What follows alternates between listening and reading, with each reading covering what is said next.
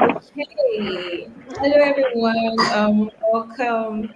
It's another good day and exciting conversation with Bujeti. And today we'll be having a very interesting conversation. And I hope everyone we're ready to jot things down because this conversation that we are having is very important and it's going to be very, very essential in 2026. So you might want to be very attentive because today we have experts in this conversation. So if you have questions, any question at all, please feel free to send it in. So once again, I'm Toby, and today I'll be your host. And before we go right in, I'd like to say that start with a simple question that how many of us actually read the fine print when a new tax law is passed? And for most of us, we just think that this conversation, these things will not, maybe not necessarily tax laws, when new laws are being passed into bill. For some of us, we might think that, oh, this thing doesn't apply to me, and we just go ahead. But that's not what this is going to be. And as a matter of fact, um, this time, the government have introduced a new Nigerian tax laws, and this is not just another government policy; it's a reset button, and it's going to determine how businesses, how individuals plan their income, and for some whether their business will survive as the year folds. And let's say, imagine waking up in January 2026 and realizing that your favorite tax exemptions are gone. Then your payroll costs have jumped, and even your small side hustle owes tax that you've never planned for. That is the reality that we'll be facing come 2026. And today we are not here to panic.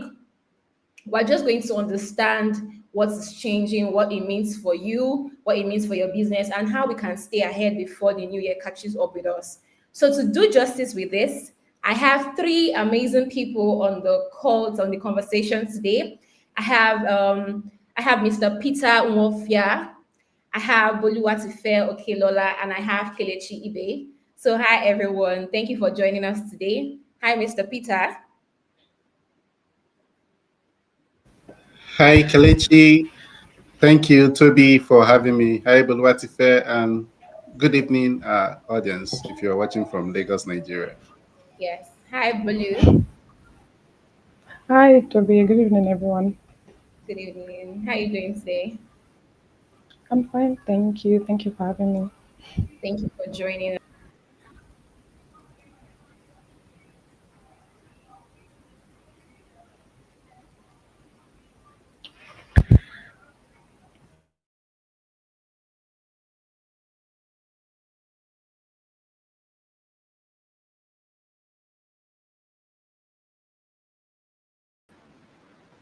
So sorry about that. Somehow I got kicked out of the call.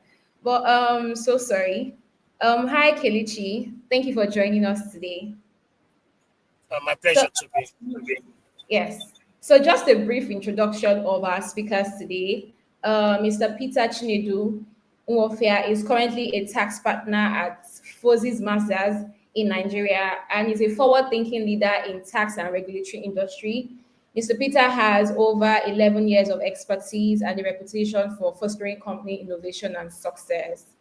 He was someone that had a passion for numbers at a young age and pursued a degree in accounting from the University of Nigeria, Nsukka.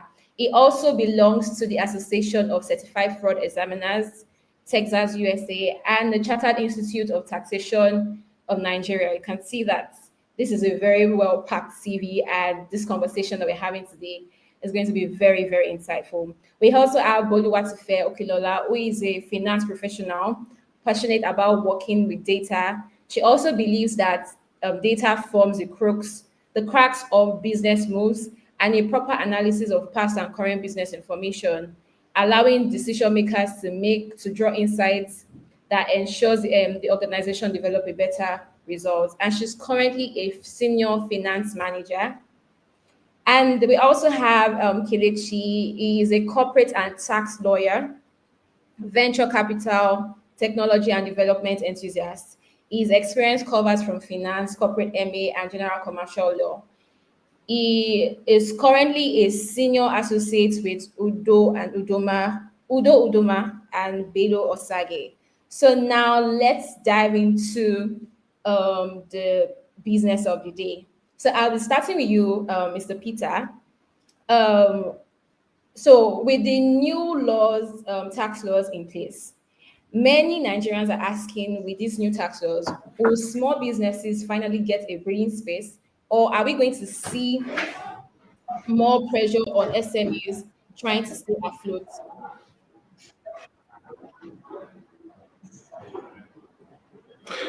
Hi, thank you. Toby, just confirm you can hear me. It appears the timing of your voice and the movement of your mouth aren't in sync. Maybe my network is not too good.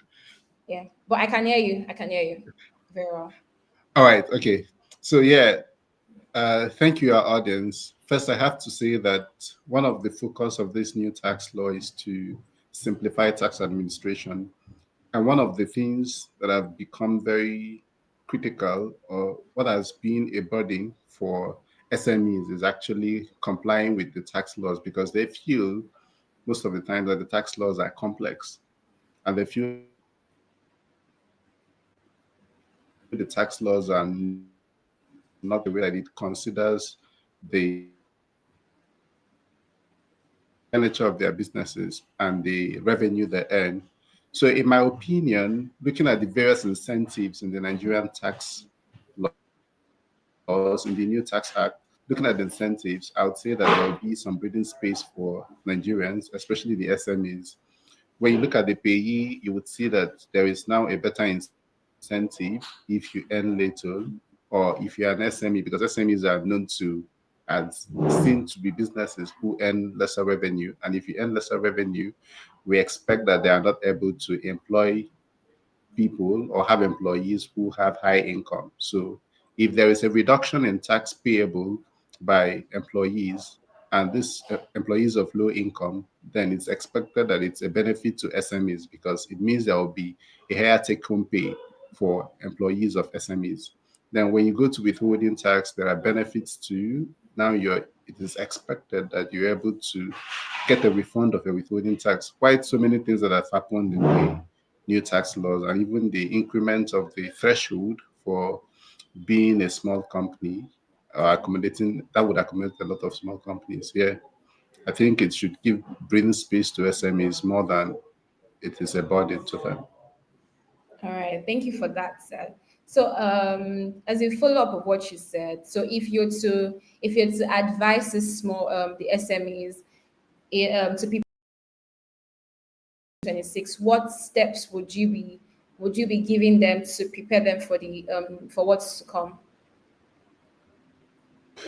The first step for me is to tell SMEs to be part of platforms like this. So, because when you get engaged in platforms like this or fora like this, you get to learn about the expectation or the compliance requirement when it comes to SMEs, or when it comes to the industry you belong to. This is the first step: acquire knowledge.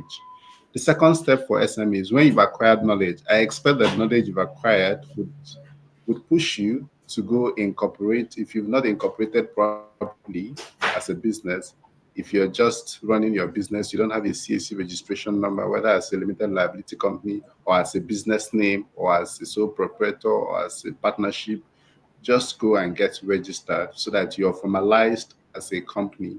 If you do not do that, you're operating illegally. So you're operating illegally in Nigeria. The next step is to get a tax identification number when you've done that, because these are identifiers, and these identifiers are how you're seen and how you would be addressed as an employer. When you've done this, the next important step is to start getting your records together. You need to keep proper books. You can the government wouldn't know. In fact, if you go to the Nigerian Tax Act, I think if you go to Section 7 of Chapter 2 of the Nigerian Tax Act, there's something about presumptive tax. So if the tax authority feels that you've not provided adequate information, the tax authority can do a presumptive tax. And when it does a presumptive tax, it's usually not to the benefit of the taxpayer because you could be assessed on taxes more than you should have paid, or you could be assessed on taxes that you should not even have paid in the first place. As an SME, you may be given an exemption. So you do not presume that the tax authority knows that you are an SME when you've not filed or kept the proper books of account. So these are the initial steps SMEs should take, in my opinion. Thank you. All right. Thank you so much for that. That's very packed, and I hope everyone, even if you're not a business owner, I think that still applies to you. It's still something that you can apply to maybe your individual income and all of that. Thank you, Mr. Peter, for that. So for Bolu, I'd like to ask, right? So many business owners underestimate how taxes affect pricing, payroll, and even vendor contracts. So, what areas of financial operation do you think will face the most pressure under the new tax structure? Thank you. Can you guys hear me properly? Yes, we can very well. Okay, yes. Okay, right. I think just rightly as you said, setting prices and just determining the margins um, that each company would attain to is something that every company or every firm would obviously have to go back to review. Um, an instance would be like the new for sale fuel charge, the 5% surcharge that the new tax law is implementing. Something like that would heavily eat like a company that deal in logistics. Um, that particular 5% would be something that they would now have to implement in their costs, and indirect tax that their customers or their clients would eventually have to bear at the end of the day. I think just generally people would have to, because of like Mr. Peter says, the tax law is really an overhaul of what we are currently used to. So many companies and many firms would have to do an overhaul of the prices that they've set for specific services, specific products, to ensure that they one maintain profitability and that two their costs are still, or the prices are still very realistic for their target customers. Another aspect that I believe would be impacted by this entire thing is in payroll and compliance, and just how that is prepared in-house. HR and people operations teams would now have to be they have to be um, very much more efficient in ensuring that our payrolls are prepared more accurately, and that people are not placed just because the higher you go, whilst the tax bands is a little bit more spaced out now, the higher you go, the more heavily you get charged, especially when you jump from not paying anything to someone making a mistake and suddenly you're being taxed. Is just so essentially preparing payroll is something that companies and the different departments that are in charge of it would have to be very mindful of. I think something else this might affect smaller firms or like micro firms the more, but we also have to become very cautious of our financial reporting systems, because obviously we want our financial reporting systems to do what it is that we've sourced them out for. And the entire point of financial reporting systems is the efficiency of it, reducing manual labor, reducing the errors that come from manual labor. So we would have to make sure that the systems that we're using themselves, so the likes of the SAPs, the NetSuites, the QuickBooks, actually have their software updated to include the new tax laws. I've just updated tax modules on their software. That way, people are actually using them, do not have to do like any supplementary work. You don't want to download a report from your software and then have to now begin to input numbers manually, say on Excel or something. So ensuring that just within the finance space or within the FinOps space, ensuring that the providers of this software, the providers of this system, actually updates or incorporates the new tax laws as modules on their software. Thank you. All right, thank you for that. Thank you so much for that. So, I'd also like to ask, how can finance teams balance compliance with managing business agility? From the very beginning, like Mr. Peter also said, platforms like this essentially sensitizing people, training people, ensuring that, I mean, now the law has been out for it's been out since June, that's a few months. So Yeah. having just making sure that people are getting used to, people are aware one, and are also getting used to the changes that would come into the department even before January 2026 comes. So very, very largely training your staff on what to expect, on how, I mean, because Nigerians are very used to doing things under the bus. We're very used to doing things very lackadaisically, especially when it has to do with tax. Making them aware of how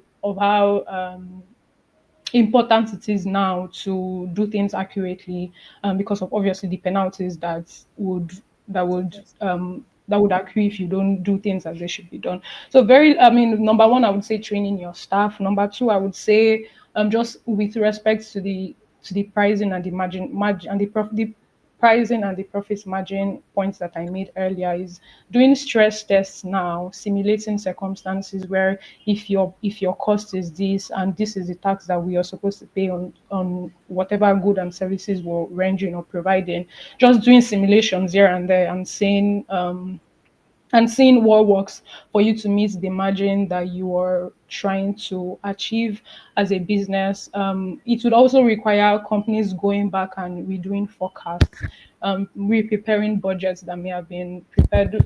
If you're the type of company that prepares your budget, say for three, if you do long-term budgets, you would obviously have to go back and make sure that the tax figures are now updated per the new tax laws.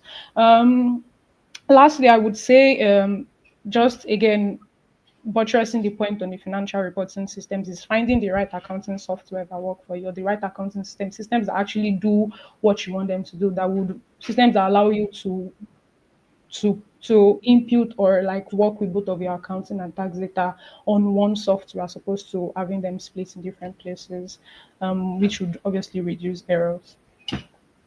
All right, thank you for that. That was very, very insightful. So, hi Kelechi. For you, what with your experience across tech, VC, and corporate law, do you see the new tax laws as friendly as a friendly innovation, or does it risk discouraging startups and investors from taking big bets in Nigeria? Thank you, Toby. Can you hear me? Yes, we can hear you clearly.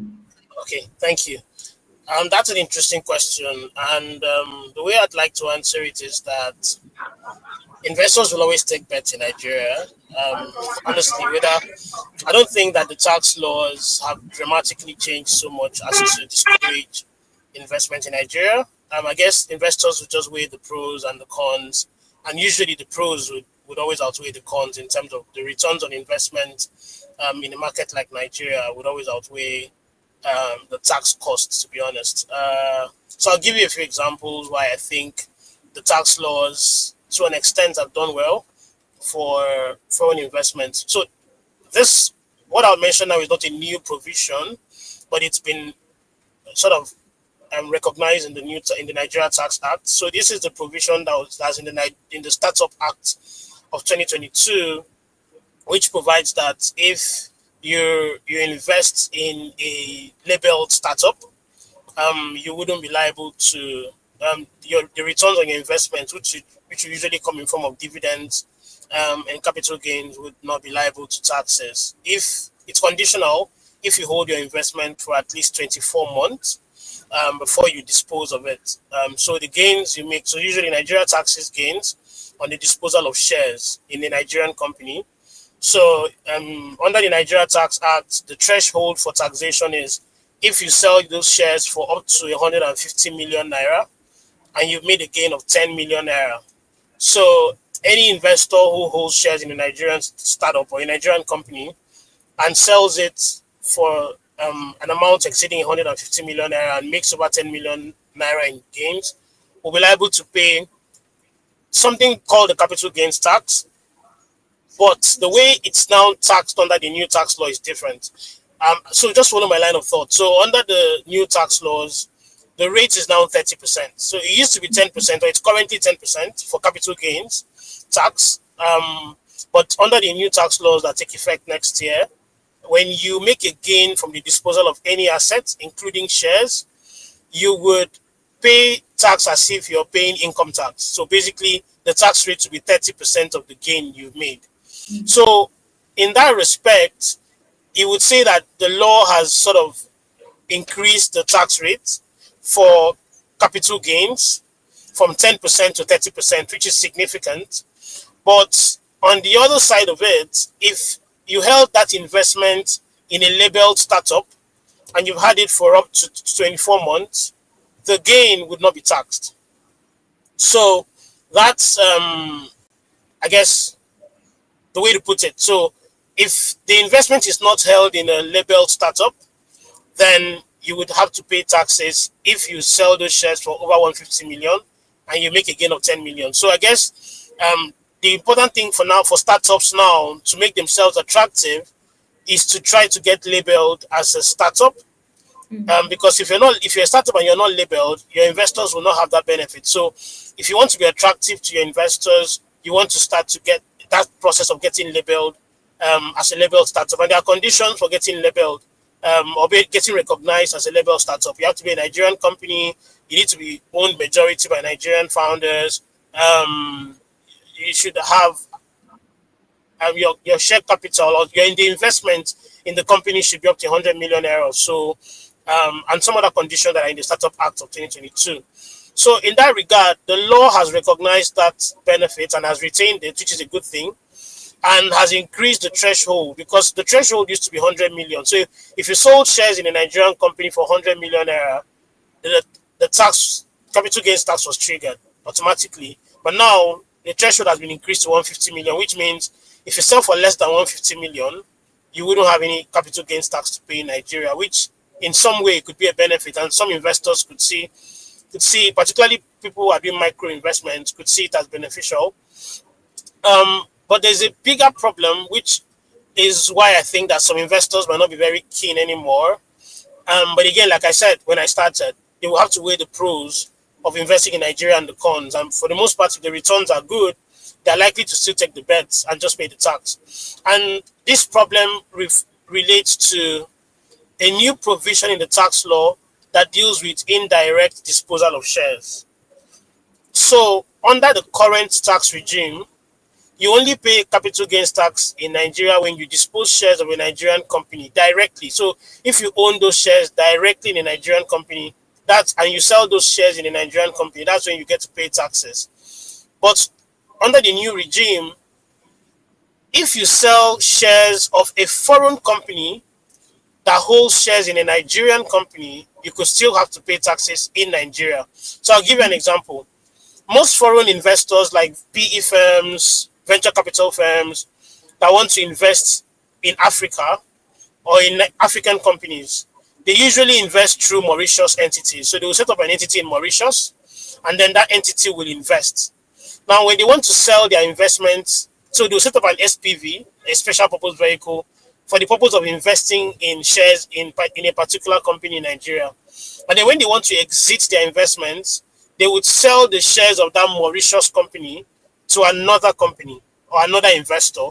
And then, so that disposal happens at the Mauritius level. So the company will still be holding the shares in the Nigerian company on record, but at the Mauritius level, the shareholding has changed. So under the current tax regime, that transaction in Mauritius is not taxable in Nigeria.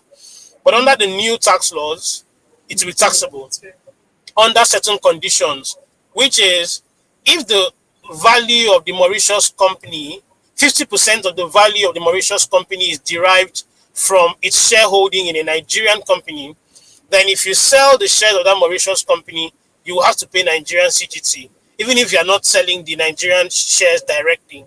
And so this is going to affect a lot of foreign investors who route their investment through several, so there's some tax structuring they would do.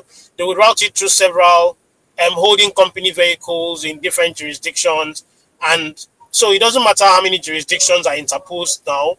Once there's a connection to Nigeria and up to 50% of the offshore company shares are derived from Nigeria, Nigerian CGT will apply. So when some investors evaluate that risk, they might think of it as being less favorable, and that might affect their appetite to invest. But if the returns are worth it, they will go ahead to invest. And then the final point on this issue, at the risk of speaking for too long, is under the current tax laws, there's something called pioneer status incentive.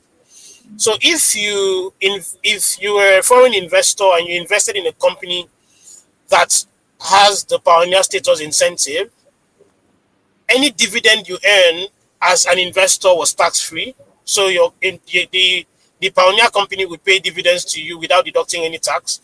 Unlike other companies, if you earn dividend from any other company in Nigeria, they will deduct withholding tax or 10% of your dividends. But if you invested in a pioneer company, you wouldn't pay any tax on dividends during the pioneer period, which was usually a maximum of 5 years. So companies that had pioneer status enjoyed tax holiday for 5 years. But under the new tax law, they've scrapped the pioneer status incentive and have now replaced it with something called economic development tax credits, which is actually not a blanket exemption. It's not a tax holiday. It's just a tax credit of 5% per annum of qualifying capital expenditure. It's a bit technical, but basically it's not as attractive as it used to be. So if a company in Nigeria that qualifies for the economic development tax credit pays dividends, it will still need to deduct withholding tax at 10% from that dividend, which is not the case currently. So that way, it means that investors will pay more taxes. So I think that would be, I think I'll just leave it there. I think I've spoken for quite some time. There are quite a number of other changes, but these are the key ones that I'd like to highlight. All right, thank you for that, Kelechi. I mean, with the way this conversation is going, we might want to have more than one session because I believe everybody, it's a pressing conversation, so everybody is pretty much putting their ears down for whatever information they can get out of this. So before we go ahead, I'd like to say if our audience, if you have any questions, please you can send them in and we'll be sure to answer them. Thank you very much. So Mr. Peter, so there's a growing conversation about digital taxation, especially with the rise of online businesses, content creators, freelancers, and cross-border payments. So, how does this new law address this segment, and what should digital entrepreneurs be aware of?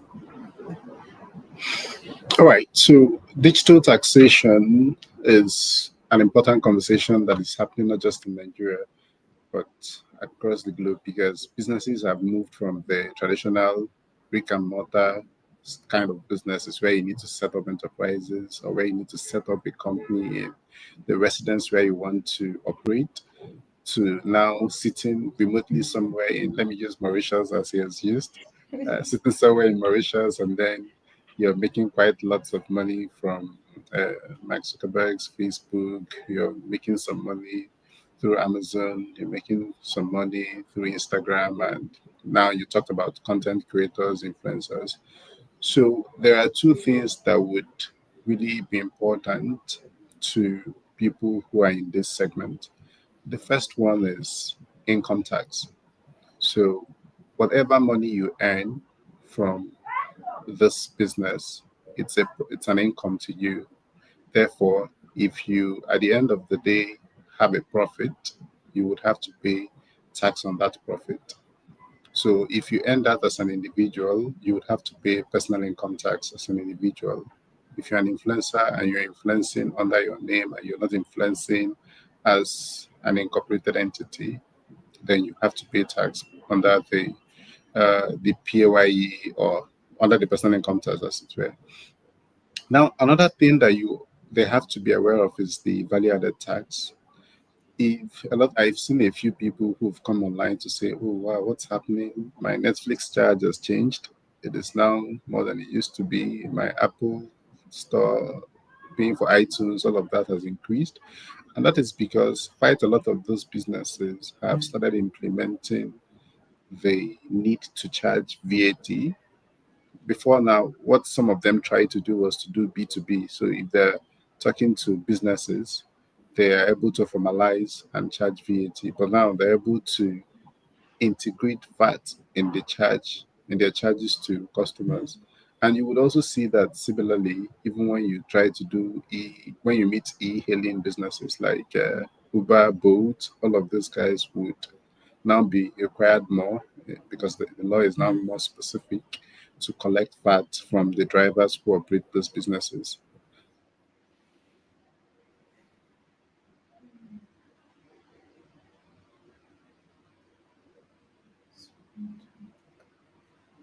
Okay, I think he is having a bit of a network issue. So, okay, let me direct this what is speaking on to Kelechi. Do you want to add something um pending when it gets is able to. Please help me. Could you reiterate what the question was again? Okay, so I said that there's a great conversation around digital taxation, basically for Yeah. content creators, freelancers, and the online businesses. So how does this new law address this segment, and what should these digital entrepreneurs be aware of? Okay. Yeah. I mean, to be honest, not so much has really changed in that regard. It's just that there's increased awareness now. Everyone has always had tax liabilities in Nigeria. It's just when I say everyone, I mean most people. It's just that people weren't complying. So now it sounds like the government is becoming more serious. So it's not like so much has really changed. At least particularly when it relates to the content creators, and the likes. But for freelancers, something has changed. And let me deal with theirs actually. So under the current law, when I say current, I'm speaking about the law that's still effective. Yeah. If you're a Nigerian based professional or freelancer or whatever you're doing, and you earn your fees from abroad, providing services to foreign clients, and you earn your fee in foreign currency, and you receive your payment through a domiciliary account in Nigeria, that income is tax free as of today. So you don't have to pay any taxes if you earn. So actually, the category of income that's tax free, if you earn them from abroad and you bring them into Nigeria through a DOM account, are dividends earned from abroad, interest earned from abroad, royalties, rent, and commissions and fees. So six categories of income are currently exempted from tax if you earn them from abroad and you bring them in foreign currency into a Nigerian DOM account. But from next year, the law has changed. So they've deleted commissions and fees. So if you're a freelancer in Nigeria and you earn income from a US company or a European company and you're based in Nigeria, that income is liable to tax as long as you've crossed the minimum tax threshold. So the only people who are exempted from personal income tax are low income earners, which are those earning the minimum tax, right? So if you earn above so I said, did I say minimum tax? Sorry, minimum wage. So if you earn above the minimum wage, you're going to be liable to pay taxes. And I think it's just like Bolu said, the tax table has been refreshed. So 800,000, 0% and the like. So for freelancers that has changed, but for every other person, nothing has really changed. It's just that they have to start to comply. So it means that wherever you're based, if you're in your state of where you're living and you're making money, you need to report your income to the state tax authority where you're resident. If you're in Lagos, the LIRS. If you're in Ogun State Internal Revenue Service, wherever you are, you need to now start to comply by reporting your income and paying your taxes yourself. Because unlike those in employment, where your employer will deduct the tax at source, for freelancers and consultants and independent, consultants, nobody is really deducting at source, except in some cases, actually, they will deduct. Some companies will deduct if they're making payments to you. Some Nigerian companies will deduct payments to consultants and freelancers. But if they don't, even if they deduct, you still need to report that income and then pay the tax, which means that you need to get an accountant or at least get an accounting and tax tool that can help you prepare your tax return and file it. So I know some people are working on some products now to help freelancers and creatives file returns I'm working on something as well. But I think that a lot of people would need those kinds of products as well to enable tax payments and make it very seamless. So I think that's it. I don't think so much has really changed. I think okay, the other thing to add now is that the banks have been mandated to report transactions of certain thresholds to the FIRS. So if you were hiding from taxes before, once you earn like you receive like 25 million naira in your account, the tax authorities will have to report it to the FIRS. So they already have financial institutions already have the obligations to report to CBN and to the NFIU and other regulators, but now they are reporting to tax authorities. So if you're a company and you receive 100 million in your account, the bank will flag it and report to FIRS. If you are an individual and you receive 25 million in your account, they will flag it and have to report as well. And there are going to be a lot of technology deployed by the FIRS to monitor compliance and stuff like that. So I think that's really what has changed. Peter is back, so I'm happy for him to All chime in. right. Okay, Mr. Peter, sorry, it seems like you're having a bit of an issue with your internet. So I don't know if you want to take it up from there. No, I think Kalechi has done a good job. All right. But just to mention, something the new tax law has done is that when Kalechi was speaking initially, the first time he spoke, he talked about the new tax law trying to still make Nigeria a favorable investment destination. What the new tax law has also done is to exempt or not make it mandatory for foreign employers who employ people as remote workers. It has now not made it did not make it mandatory now for them to be responsible for collection and remittance of the personal income tax of these remote workers. Imagine that you are a foreign employer and you're sitting somewhere in the USA, you employ someone remotely to work for you from Nigeria, from India, from Ghana, from Philippines, and then all of these countries require you to come file personal income tax returns for these employees. You would simply look for the jurisdiction where you don't have that type of obligation and get their citizens. So I like that the Nigerian Tax Act has exempted or not has not made it mandatory for these foreign employers do to carry out that responsibility of charging and collecting personal income tax or remitting to the Nigerian Tax Authority, and that still makes Nigerians, attractive as for remote jobs. So yeah, that's what I can add. Thank you, Kelechi, for standing in very well. All right. Thank you, Kelechi. Thank you, Mr. Peter, for that. I think this tax law is just to check everybody and get everybody on their feet, on their toes. Like you have to pay it, or you can just wake up one morning and you find the LIRS or FIRS at your door coming to have breakfast with you. But yeah, so it's a good thing that this is in place. So I was going to ask you that, do you foresee a scenario where this could either promote or stifle the growth of the Nigerian digital economy? So I'll make this an open question. So if Bolu, maybe you want to chime in here, you can do that as well.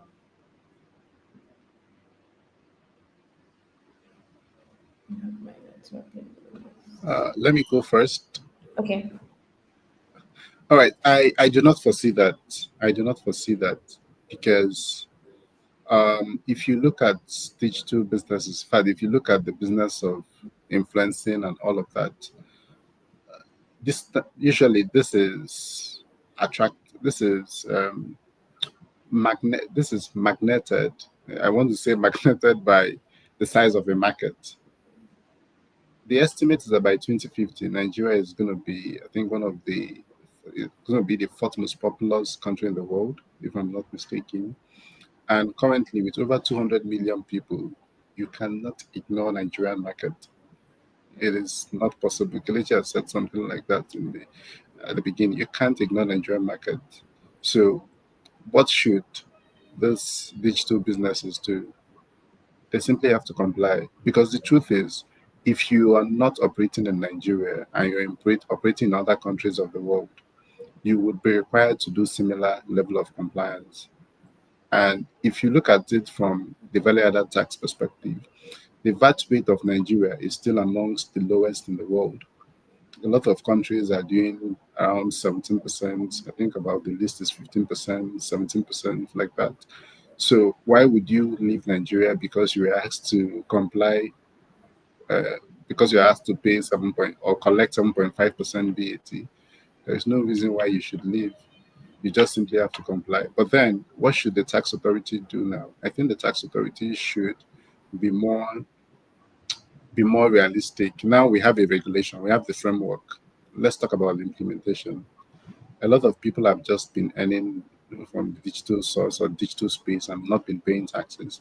Let us make sure that we have enough uh, we have enough tools, enough apparatus, or enough. The mechanism is robust enough to capture all of those people when the implementation starts by January 2026. But yeah, I do not see this as discouraging any serious investor, any serious operator in the Nigerian market. I mean, if you leave, another person takes your space. All right, thank you. I don't know if Bolu, you have anything to say to add to what you said. Question. Although the audio is a bit iffy, don't know if it's my network, but if you could repeat the question, please. Okay, yeah. So I said that do you foresee a scenario where the new tax laws will stifle the growth of the Nigerian digital economy? Okay. Well, to be honest, like Mr. Peter says, if I don't, it shouldn't, because like he said, our VAT rate is one of the lowest in the world. The only thing the only thing that it shouldn't actually. The only thing I think is just when our infrastructures are not, when our infrastructures or the systems put in place by our government or the industry itself is not very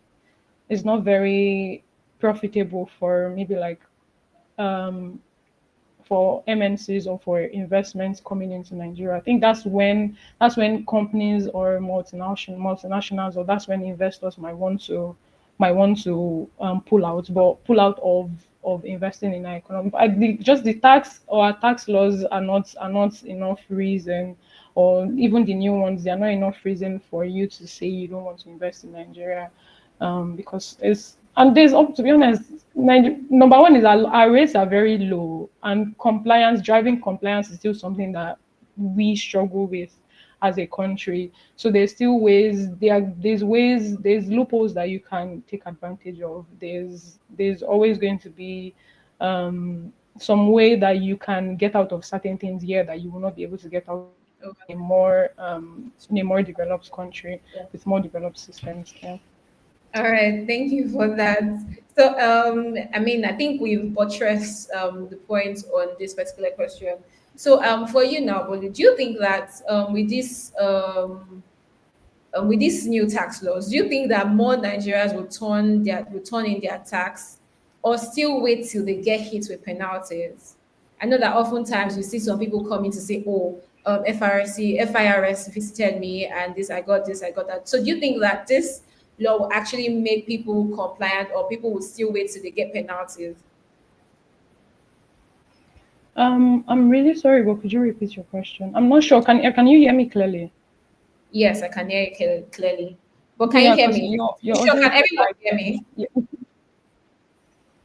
Oh, I think maybe it's your own network then. But so what I said was, do you think that with the new laws, with the new with the new laws, right? Do you think that Nigerians will it will make Nigerians to turn in their tax, or would you think that they will still wait to get hit with the penalties of not paying their taxes? I think naturally as a people we don't abide until we get it. So there's always going to be that pushback. Number one would be from people just wanting to understand what the new tax laws are. And number two would just be naturally as a people we and just from observing patterns we don't we wait till we get it before we actually comply with laws or regulations and stuff. But I think very much into it when we realize that the when if and when the tax authorities actually enforce compliance, then people would have no other choice but to comply, as well as because the obviously, like I think it was Kelechi that says the tax law is not just particular to taxation, or the implementation of the new tax laws is not just particular to taxation. It's cut across it cuts across other like industries, like banks and other financial institutions have reporting to do now, even cross-border reporting. So I think that we would have to like it would become a competitive advantage if you actually comply. I think it can only be made possible if enforcing compliance is done properly and is done fairly. That way there's no one category of people actually there's no one category of people taking advantage of non-compliance, whilst other people might be paying penalties for it. But I think we would have to comply. We have no choice. Yeah. All right. Thank you. Thank you very much for that. So, Kelechi, for you now, I know we spoke about investors earlier. So, I'd like to ask, right? So, what would you say that would you say that this is the right time for Nigerian tech founders to start considering tax advisories as part of their early business planning? Certainly. The question in itself is a statement of fact. I mean, at every point in time, really, every business should actually get tax advisory. Should actually get tax advice. And more importantly now, because there are quite a number of changes in the law that could impact certain businesses, and there are some incentives that most businesses might not also be aware that they're entitled to if they do not get tax advice. So it's important to actually speak to people. So the experts really. Some services now, for instance, used to be VAT exempt, have now been changed to zero rated, and there's a whole difference between a service being VAT exempt and the VAT rate being 0%. It's a whole world of difference. When it's exempt, you just expense the VAT cost in your books. But if it's zero rates, you're entitled to an input VAT refund from the FIRS. So if you don't get tax advice, a lot of businesses will be leaving money on the table that they should actually be claiming from the FIRS because they don't know that they're entitled to some tax refunds. And of course, there are also certain changes as well that relate to Nigerian companies that have foreign subsidiaries. We didn't have those provisions in our law before. So large corporates and fintechs as well that are incorporating companies offshore. You have a Nigerian company that has set up a US or a Canadian subsidiary and the likes, and the parent companies in Nigeria. There are new tax laws now, controlled foreign companies, provisions that have just been introduced that also impose certain tax obligations on the Nigerian parent company of those foreign entities, where those foreign entities do not pay taxes of a certain certain minimum tax rate. So I would say absolutely you need to get advice, tax advice as well. And it's beyond even tax advice, even legal advice. Because if you remember, I spoke about the startup act and the label startup incentive. That's a legal that startup act is not a tax provision. It's actually a full regulatory legal law, but has some tax incentives embedded inside of it. There are certain incentives around research and development as well that have been changed. So it's no longer how it used to be. Before, there was a certain amount you could deduct if you were commercializing your research and development outputs. But now, so there were certain exemptions and deductions you had even if you're commercializing. But now the law has changed, and there are certain new rules now around R&D and the commercialization of R&D that has changed. So I cannot on this call give the full advice, point you to all the changes. So the only thing that I can say is that you need to speak to the experts about how the new tax laws are affecting not just you as a founder, but even your employees as well, um, and your other subsidiary companies. All right, thank you for that, Kelechi. So I think our time is gradually coming to a close, but so we'll try as much as possible to answer to still touch on more questions. And once again, if you have questions, you can send them in, and we will be sure to answer them. So, Mr. Peter, right? So a lot of um, many businesses, basically many business executives, worry about double taxation, paying taxes at multiple levels without clarity. Do you think that the framework that has been put in place, do you think it is addressing this long-standing issue? Yes, I think that the framework we have, first of all, I need to make a distinction. There's a difference between double taxation and multiplicity of taxes. So double taxation, well, there are two double taxation we can see, but let me talk about economic double taxation. So double taxation is on a certain income, you pay taxes twice on that same income. So you've just earned income from employment, and then you pay personal income tax on it, and then you're also paying something like capital gains tax on it. There's also a situation where you have that one is not economic double taxation, where you've paid tax on that income. You're paying the same tax, but being assessed by two different tax authority. So you're paying tax in Nigeria, you're paying tax in another country. So for this type of double taxation, the last one I mentioned, a lot of countries have come to sign double tax treaty or avoidance of double taxation agreement, where they both agree that if this category of income is earned by this person who is from this member state and tax has been paid in this member state, that tax would no longer a tax will no longer be paid on that same income in the other states, stuff like that. But I think that what we have in Nigeria is not exactly double taxation. What we have is multiplicity of taxes. Multiplicity of taxes is where, for instance, an SME stays at computer, staying at computer village. What does the SME do? He sells maybe mobile phones and then he earns income from it. That is normally that income should be subject to income tax, company income tax if it's a limited liability company.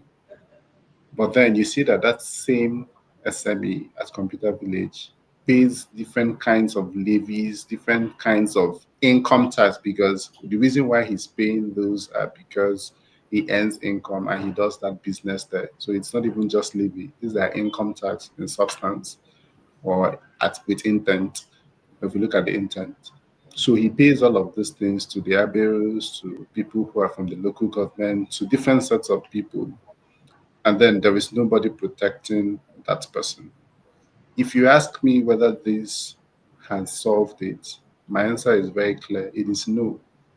The new tax laws have have not solved it. And I worry because it appears we do not have the will to stop it because the Aberos are still on rampage. You probably try to drive through Lagos and you see them stop buses anyhow, collect money from this person. And it's the same person the same person you're also telling in the Fiscal Policy and Tax Reforms Committee to go register, have a team.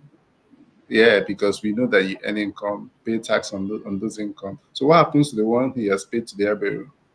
So yes, these tax laws have not addressed it. I think it's more than just what the tax law can do. There has to be an executive will. There has to be a joint effort from even the security forces to stop the brigandage we have in Nigeria. and especially in states like Lagos and other states. So for executives, when if what their concern is, having made the distinction, if what their concern is about double taxation, they need to be sure that if they're transacting with companies, or if their companies are transacting with companies, they need to search whether those companies are in countries that have a double tax treaty with Nigeria, so that if there is a possibility of double taxation, they can claim a relief using the guidelines that has been included in those treaties. So that is my advice to that's my advice to multi my advice to executives. Another thing is I also urge the Nigerian government to ratify a lot of treaties. We've signed some treaties and these treaties have not been ratified. What the new tax laws have come to say is that if treaties are not ratified, they are not enforceable. And before now, we were wondering, a few times we would try to argue with the tax authority, oh, but this has been signed by both countries, and then the tax authority has come out clear to say that ratification means that even though they've been signed and there have been exchange of some instruments, it has to pass through the National Assembly. That is the only way to get it ratified.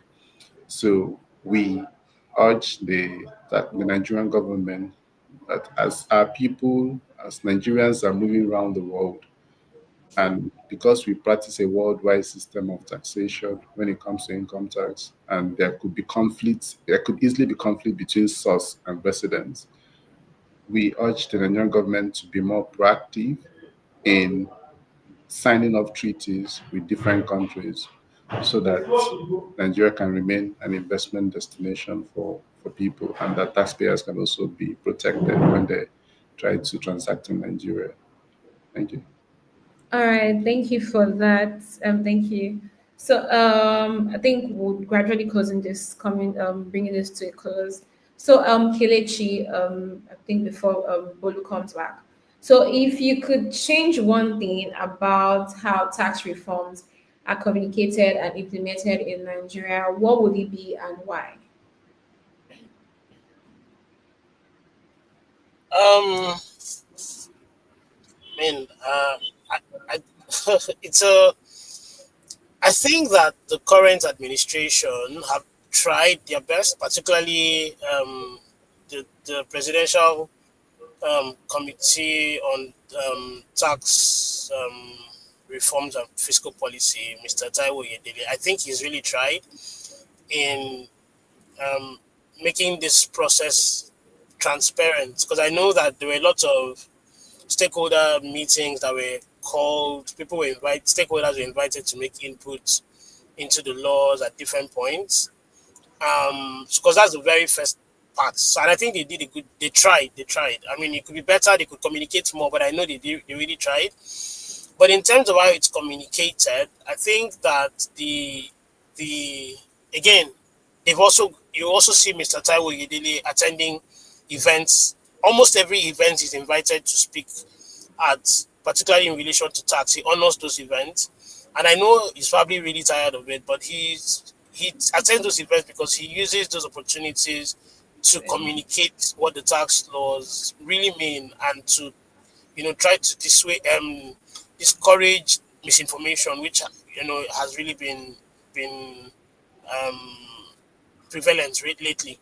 So I think that on those areas, I'll give them a good score. He's really tried, but I think the government can also use a bit more of technology and creative media, and digital media rather, to and also even use content creators. People already follow these guys, they watch their content, so they can use more of those content creators to explain these things better, and also use more of digital media channels to, and also even in multiple languages as well. Some people don't understand English, they could use the local languages, to pidgin. I mean, we need to see a lot of. I don't watch TV, so I can't say whether there've been a lot of TV sessions or ads. I can't say it, so I can't speak to that. But on social media, I haven't seen a lot of it. So I think that can be done better to improve, to communicate, and even to the grassroots people.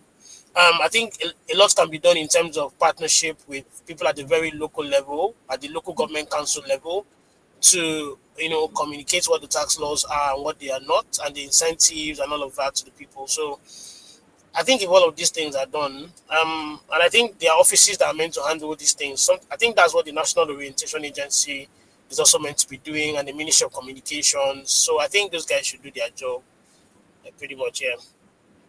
All right, thank you for that. I think we've come to the end of the session, but just to throw this, like, you see on social media, right? Currently, we're drawing very gradually to the festives, right? You see a lot of people saying, "Oh, by the time you're done with debtors December, you will cry after spending and all of that." And then you see people that normally that usually come into the country because they know that Nigeria is where it happens in December. Do you think that this tax laws, do you think that is going to maybe affect the number of people that usually come into the country usually? Do you think that it's going to maybe just change something that we do during the festives? This is an open question, so anybody can, because people are really talking about it. Oh, by the time this administration is done with everybody, like you'd see, it's almost a very funny conversation. Like, okay, I think I'll be inside. We're not outside this December. So, do you think it's something that would actually affect people? So, this is an open question. Everybody can just talk. I think that at least now we are aware of what the laws are, and the you better just planning is all that you need to do. Plan and work around it as opposed to reacting to it when the reality dawns on all of us. And if you're going to dirty December, don't dirty December with your profit, man. Let's be financially wise and yeah, just plan around it, I guess is what I'd say. But I don't think it would affect being Nigerians are like enjoyment. I don't think there's anything that would deter Nigerians from enjoyment, especially December. But yeah, just to answer your question, I don't think so. All right, thank you. Kelechi, do you have anything else? Do you want to say something to? No, I don't want to discourage our IDGBs from coming, so they should just come and spend their money.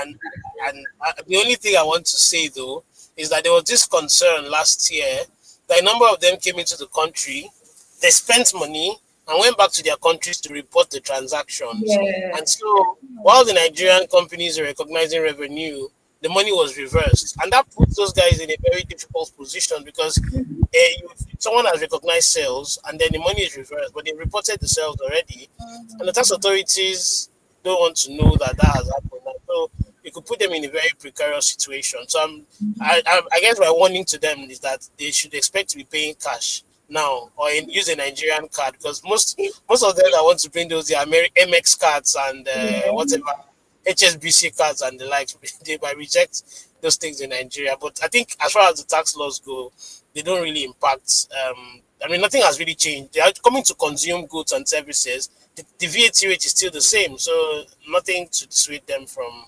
coming. So they should bring the money. All right, thank you. Mr. Peter, do you have anything to add to this? Oh no, I think we'll still clock it as usual. So clock it. So we're ready for them. I think Nigerians, they go through a lot. For some people who run a lot of shifts and outside the 9 to 5 is actually 9 to 5. So it's not a 9 to 5 where you do Instagram for 2 hours and then you chat 2 minutes and then you work for 10 minutes and then you fill a time sheet of 10 hours. So no, it doesn't happen there. So I think people always want to use that time to let off steam, and I know they will come back. They will come back, especially now the exchange rate is still favorable to them. All right, thank you, Mr. Peter, thank you, Kelechi, thank you, Bolu, for this powerful insights. I wish we could continue, but for the sake of you guys and then our audience, but I think we would still want to do this again. So, and maybe if at all people send in their questions, we might just maybe reach out to you once again so you can help us address their concerns. So thank you for educating and preparing us for what is to come with the new tax laws in 2026, helping both businesses and individuals stay compliant. And to our audience, now that you heard all of these insights, the challenge is yours. Are you ready to do tax differently?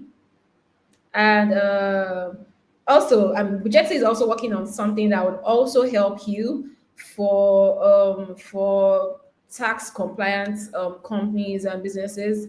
Bujeti is working on something that can also help you to be compliant as well. So look out for that. And just as Mr. Peter has said, clock it. And on behalf of our speakers and the team at Bujeti, would like to say thank you for joining us.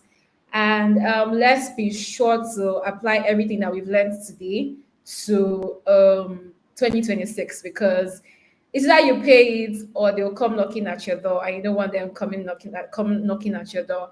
So thank you. And as we wrap up, here's a small ask with a big impact. Follow our speakers right here on LinkedIn. Stay connected, ask questions, send your messages, and I'm sure they'll be kind enough to answer them. And head over to bujeti.com to explore how you can take full control of your company's finances, and subscribe now and enjoy a free 3-month subscription. So that's it from us today. And until next time, keep building, keep learning, and remember that the system behind your business matters just as much as what the world sees. So have a great evening. Thank you once again for being a part of this conversation. Thank you, Mr. Peter. Thank you, Bolu. Thank you, Kelechi. Enjoy the rest of your evening. Bye, everyone. Thank you. Bye-bye. Bye.